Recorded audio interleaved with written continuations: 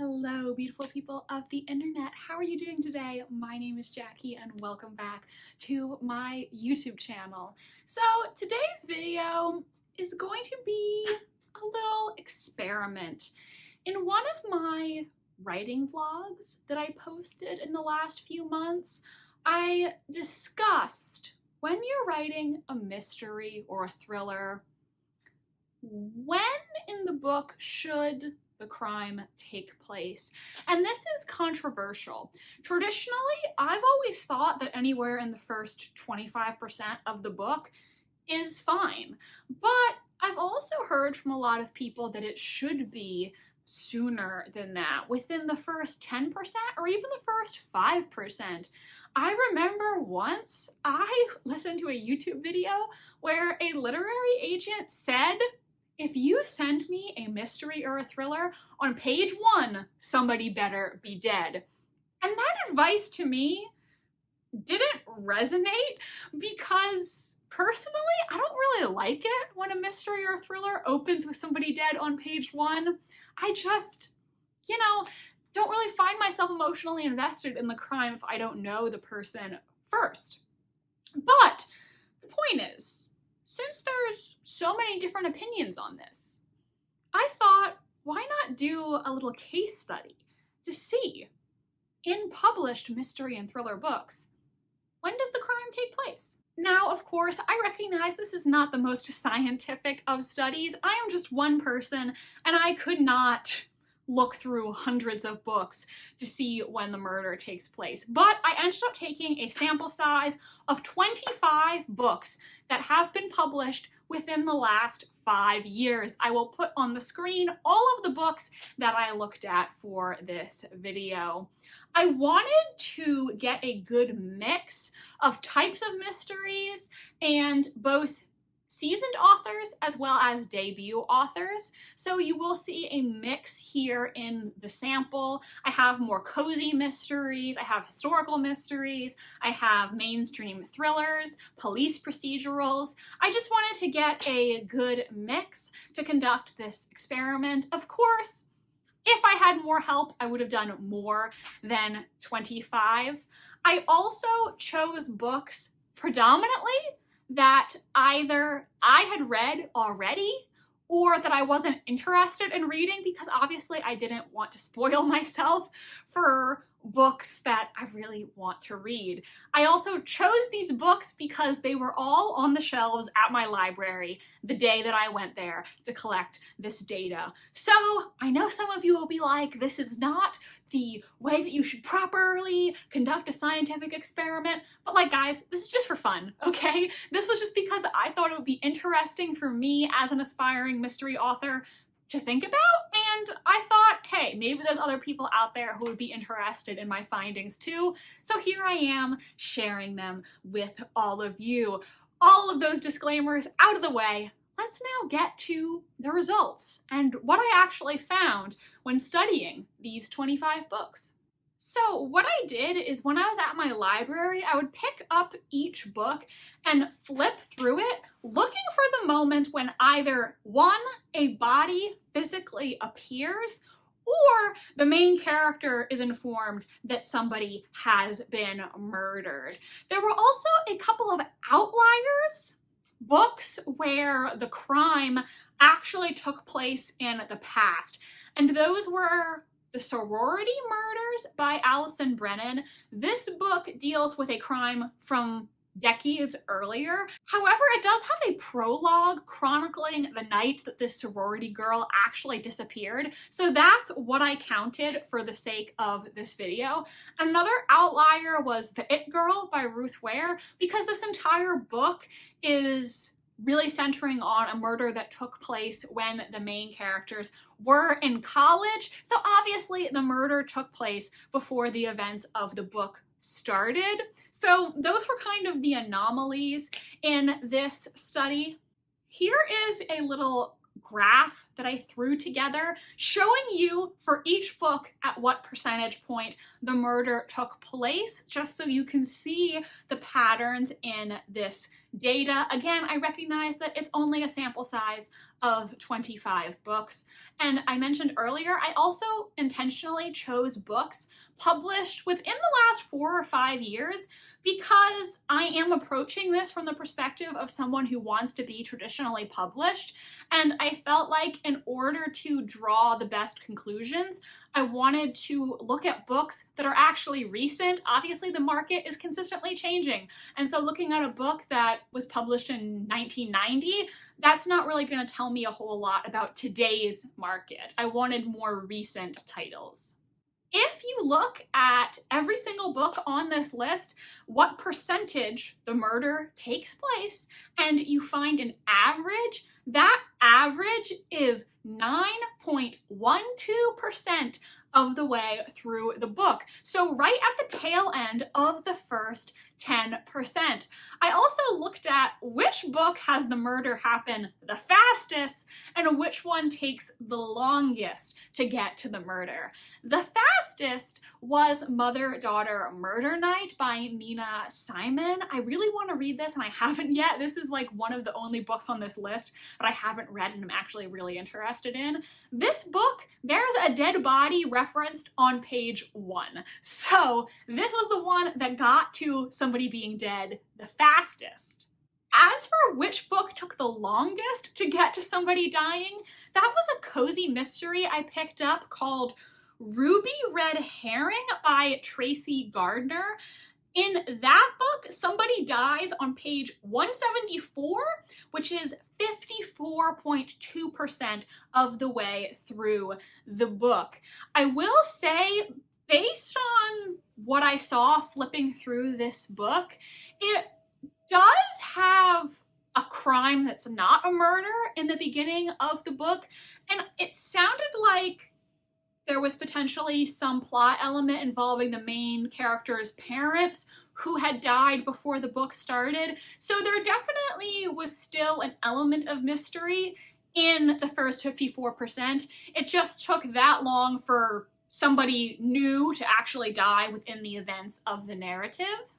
But I am counting this as 54.2% because at the beginning of the book, it centers on a crime that is not a murder, and that's really the main plot of the first 54%. So it's not the same thing as something like The It Girl, where the main murder that the book is about took place before the events of the story. Does that make sense? So I also looked at this data a little bit closer to identify some other patterns. So out of these 25 titles, all but 2 of the books had a murder take place in the first 25% of the story. That means 92% of all the titles I sampled had a murder take place before or up to the 25% mark.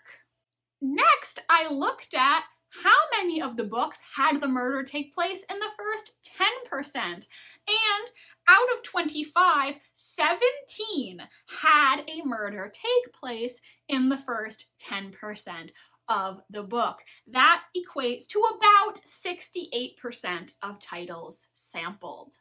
Then I also looked at how many of these books had the murder take place in the first 5% of the story, and that equaled 12 out of the books that I looked at, or approximately 48%.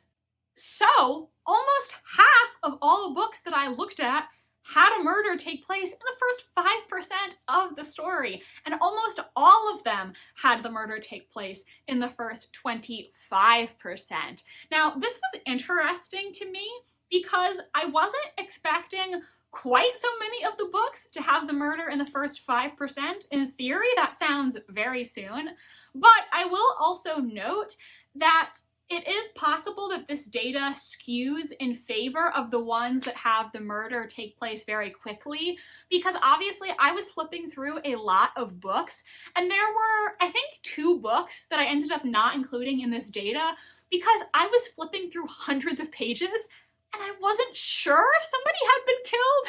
It was just really hard to tell if somebody had been murdered, and there wasn't really like any moment that I could pinpoint as like, oh, this is when the murder takes place.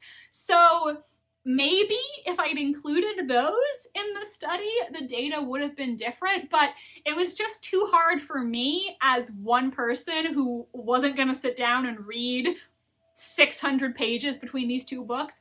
It was just too hard for me to pinpoint a specific place in the narrative. And obviously, like, this study only works if I can compare the point in the book where the murder takes place. So if I can't easily find where the murder takes place, I can't include it in the data. I also thought it would be good to look at the debut authors specifically, because obviously if you're a debut author, this is the first book you've ever come out with, and possibly the book that landed you a literary agent, right? So the standards for you are going to be very high. You're going to be competing against a lot of people, and so I wanted to see, is there a difference in the data between the newer authors versus the more established authors who already have an established following? And this was actually interesting. So by my count, 9 of the books on this list were the author's debut novel. I'm talking about debut novel, not debut mystery, because there were some authors on this list who wrote in other genres, and then this was their first mystery book. I didn't count those people because obviously, like, it's just kind of different if you've already had an agent for years, if you've already published multiple books, you already have a substantial following. It's not quite the same as being somebody who is getting published for the very first time. So 9 debut authors out of these 25, every single one had the murder in the first 25%. 100% of them had somebody die in the first quarter of the book. Then, how many of them had it in the first 10%? 8 out of 9 had it in the first 10%. And furthermore, 6 out of 9 debut authors had the murder take place in the first 5% of the book. So that is obviously much higher than we see with the sample size of 25. With the debut authors, on average, they're having the murder take place earlier in the book. And if you take an average out of these 9 debut authors, they are, on average, having somebody be murdered in their book 4% of the way through the story. Just short of that 5% mark. So really interesting. So I do have to wonder if the reason that we're seeing the murder take place much sooner in these debut books is just because of the pressure that comes with having to snag a literary agent, having to snag an editor and a book deal, and having to establish a base of readers. Because obviously, if this is your first book, you need to establish your following and get people who are going to enjoy your book and are going to check out your future stuff so that you can continue to have an established author career. However, there is another caveat, okay? Some of these books have prologues.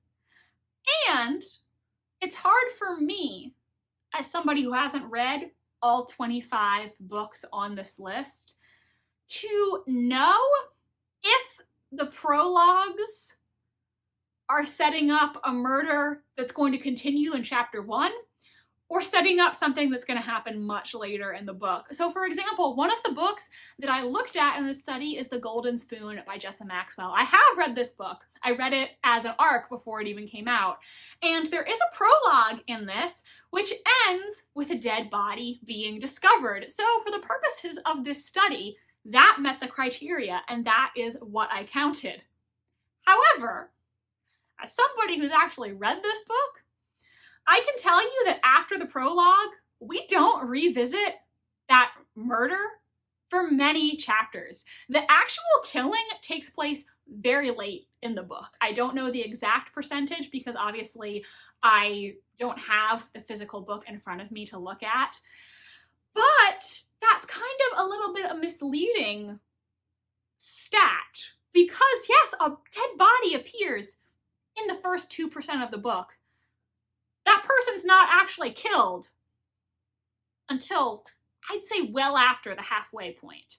So, I do think something to think about is if you want to have a bit of a slower burn mystery, maybe there's something to be said about having a prologue in the beginning to build that mystery, to build suspense, and give the reader something to be invested in. Because if you have a prologue and you're saying, hey, somebody's going to be murdered, I'm not telling you who it is yet, people are gonna be reading this book wondering. They're gonna be looking at all the characters wondering, okay, who is going to be the victim?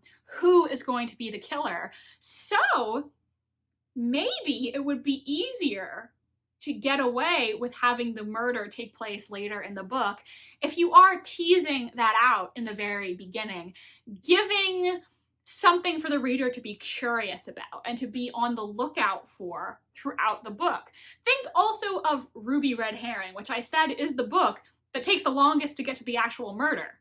It still had a crime at the beginning of the book. Not a murder, but a crime. So it was still giving the reader something to be invested in. Another thing that I wanted to point out. Remember that I mentioned one of the things that got me started on this train of thought was the literary agent who I heard say in a podcast that if you're sending them a mystery or thriller, somebody better be dead on page 1.